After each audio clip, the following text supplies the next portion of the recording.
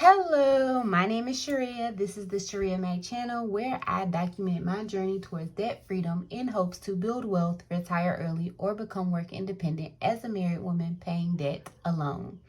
In today's video, we'll be going over my quarter 2 goals. I shared a video at the beginning of the year going over my financial goals, and if you have not watched that video, I will link it over here. It is encouraged that you watch that video so that this video makes sense. We will get right into it.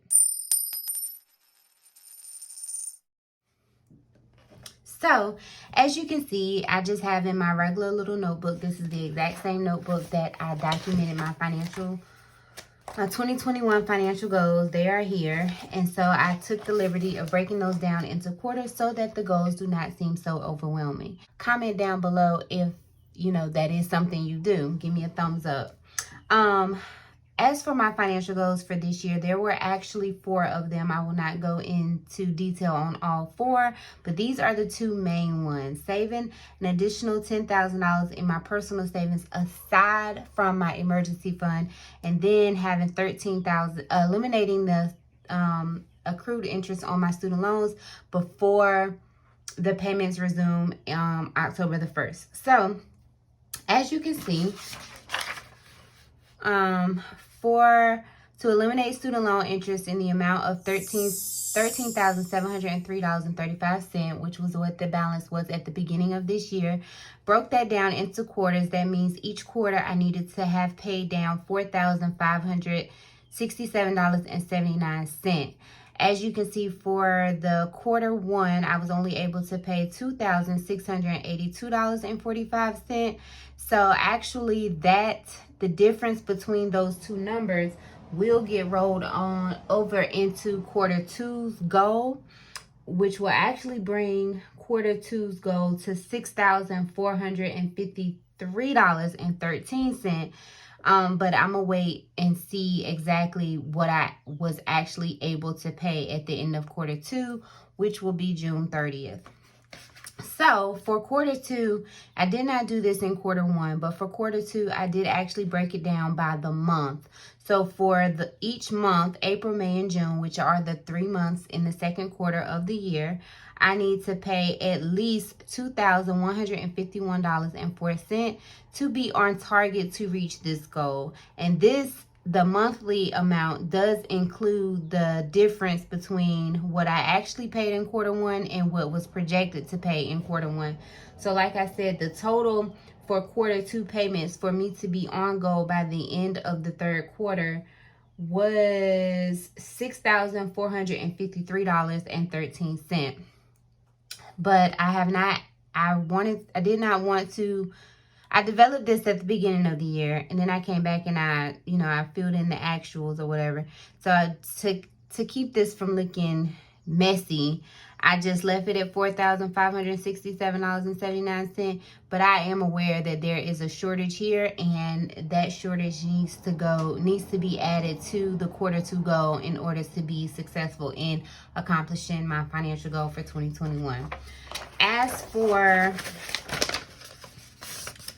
the second financial goal, which is to save $10,000 in my personal savings, I did start this year with $5,500, which means I need to save an additional $4,500 in order to meet the $10,000 personal savings goal by the end of this year. And when I break that down in quarters, that means each quarter I need to save $1,125. As you can see over here, for the actual quarter 1, I was only able to save $882, which means that I am short. And for quarter 2, I actually need to save $1,368 for quarter 2. And so these projected amounts should total for the month of April, May, and June should total the 456 is how I broke down the projected amount I should save, which is actually 1,368, not 1,125, because again, I am adding the difference from here into quarter two. I don't know how successful that is. I mean, it's kind of, I went back and forth trying to figure out, you know, if I wasn't able to meet the goal in quarter one, should I add the difference to goal two or quarter two? How do you, again, handle, I think I already asked this question in the previous video, but how do you handle when you are not able to meet your goals? I just think for me, the reason I am adding the difference is because I just had goals. I hadn't broken them down and developed a plan to actually accomplish them. This is something that after watching other YouTubers, I picked up, I was inspired to do, and I actually put myself on a quarter, then down to a monthly plan. Monthly is probably about as much as I'll break it down into because of how I get paid, but I could actually keep going and breaking it down by pay period in each month. And so in each pay period, I am saving or paying X amount of dollars towards my savings or my debt. I have not gone that far, but I definitely would if it kept me on track to meeting my goals. So that is, so for quarter two, like I said, to meet my goal or to be on track to meet my goal by the end of this year, I do actually need to save $1,368. And then, so if I divide $1,368 by the 3 months in that quarter, that means I need to save $456 per month. Am I on target to meet that goal? Not quite, because if you watch my videos, you know that I save $175, and if you multiply 175 times 2, that ends up being $350, I believe. Yeah, $350, which puts me at a deficit. So I'm gonna need to go back and try to figure out exactly, you know, how I need to make sure I can incorporate the funds to meet my goal. So that is it for my quarter two goals. I will be updating this monthly to see if I'm on track in each quarter. And then I will provide the quarterly updates probably in conjunction or shortly before or after my net worth updates as well. Let me know down in the comments, one, do you break your financial goals down into quarters, months, pay periods, paychecks, however?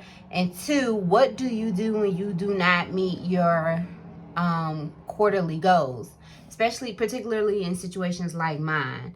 So comment those two things down below. If you have not already subscribed, please consider subscribing. I would love to have you to join the Shirria Mac channel, where I am documenting my journey towards debt freedom in hopes to build wealth, retire early, or become work independent as a married woman paying debts alone. Thank you so very much for watching. Do remember that the debt-free journey is indeed a journey, not a destination.